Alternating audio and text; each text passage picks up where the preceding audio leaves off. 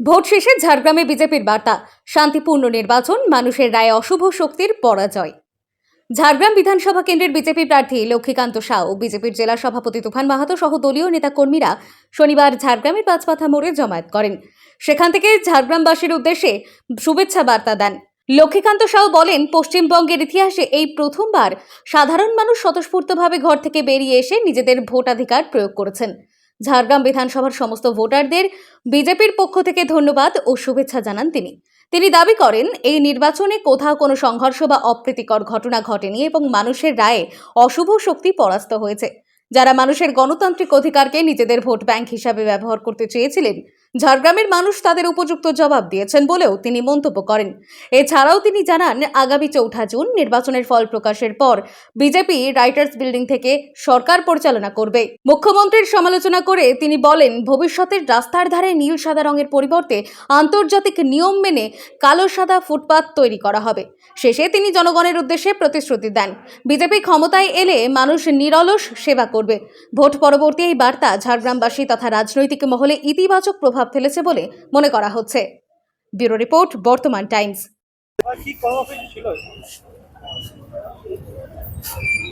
ভারতবর্ষের ইতিহাসে এই প্রথম বাংলার মানুষ স্বতঃস্ফূর্তভাবে বেরিয়েছেন, নিজের মতাধিকার প্রয়োগ করেছেন, নিজের মতদান তারা অভিব্যক্তি করেছেন।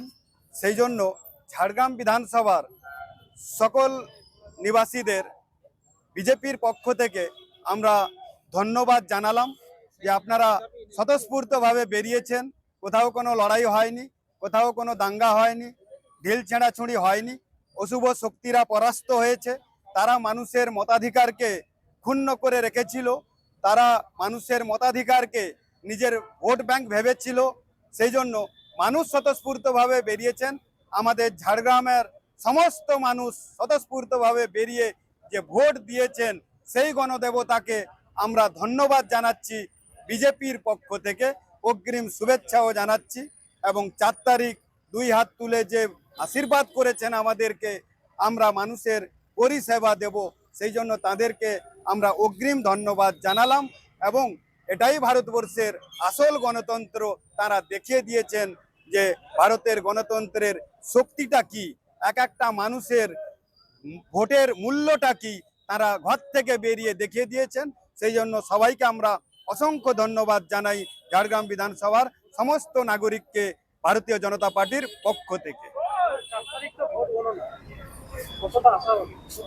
আমরা পুরো আশাবাদী নয়, আমরা পুরোটাই নিয়ে নিয়েছি। আমরা রাইটার্স থেকেই সরকার চালাবো। আমরা এই যে রোডে যেরকম নীল সাদা করে দিয়েছেন ম্যাডাম, সেই নীল সাদা আর থাকবে না। আন্তর্জাতিক নিয়ম মেনে আমরা আবার সেই কালো এবং সাদা করে দেব ফুটপাতগুলোকে, রাস্তার ধারে আর নীল সাদা থাকবে না। ওটা হচ্ছে ইন্টারন্যাশনাল অফেন্স। ম্যাডাম নিজের ইচ্ছে মতো করেছেন। সকালবেলা আজকে ধাক্কা খেয়েছেন, সেই ধাক্কা হয়তো উনি সহ্য করতে পারবেন না। আর উনাদের সদ্বুদ্ধির উদয় হোক এবং উনার পার্টিরও সদ্বুদ্ধির উদয় হোক। আগামী 4 তারিখ পর্যন্ত তিনি সুস্থ থাকুন।